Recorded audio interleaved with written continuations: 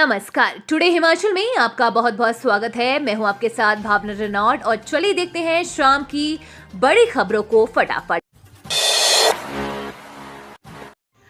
Jeju खड्ड के तेज बहाव में बही कार, स्थानीय लोगों की बहादुरी से टला बड़ा हादसा। हिमाचल पंजाब बॉर्डर पर स्थित गांव जेजो में उस समय अफरा तफरी मच गई जब एक कार खड्ड के तेज बहाव में बह गई। हालांकि स्थानीय लोगों की तत्परता से एक बड़ा हादसा होने से टल गया। हुआ यूं कि जिला ऊना के हरुली क्षेत्र के एक गांव से संबंधित एक कार चालक ने जेजो में खड्ड पर बने काजवे से कार ले जाने की कोशिश की।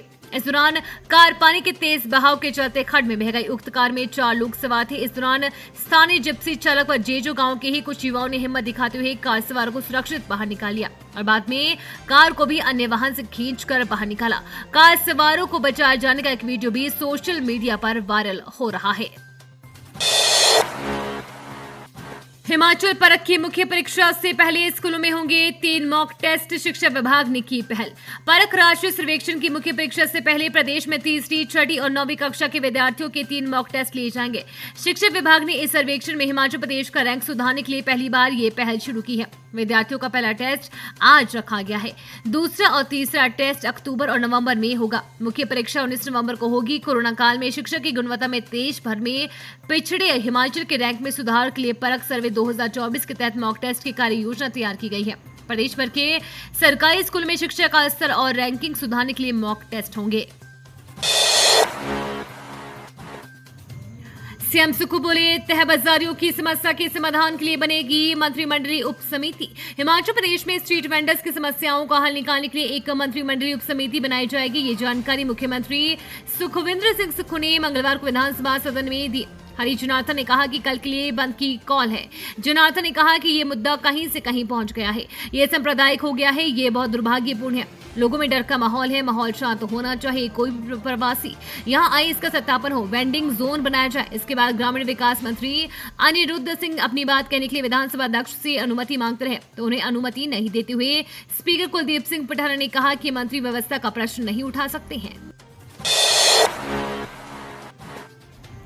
आयाड़ के बीच राजधानी शिमला सहित कई जिलों में झमाझम बारिश, भूस्खलन से 75 सड़कें बाधित। हिमाचल प्रदेश की राजधानी शिमला, सोलन, सिरमौर और कुल्लू सहित अनेक कई भागों में झमाझम बारिश दर्ज की गई है।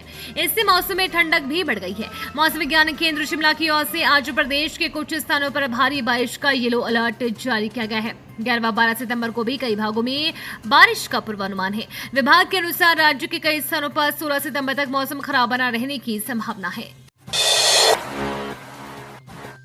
हिमकेयर के बाद अब सहारा योजना पर भी जांच की आंच।